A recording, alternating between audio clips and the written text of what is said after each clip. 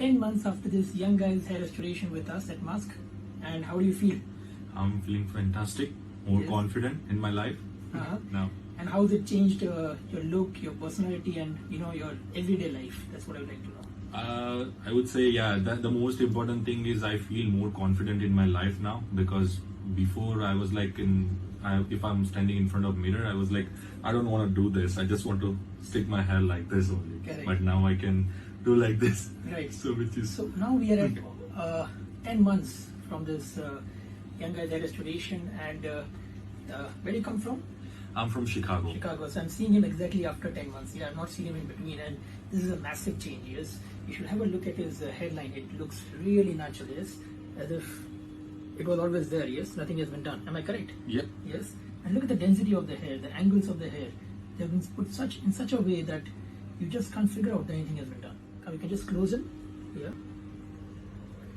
So this is how a good natural looking hairline should come as after 10 months from the procedure. You can see how natural it's come in. We have restored the entire hairline, going from the frontal tuft, the mid scalp till the vertex. Yes.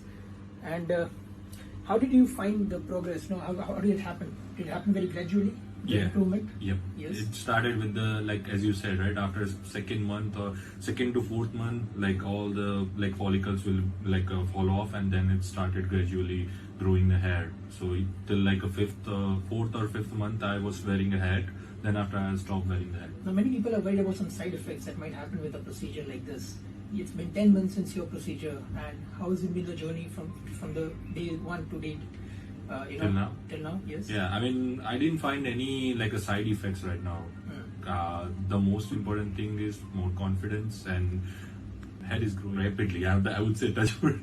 I would like you to show your donor area if you don't mind. Sure. Yes.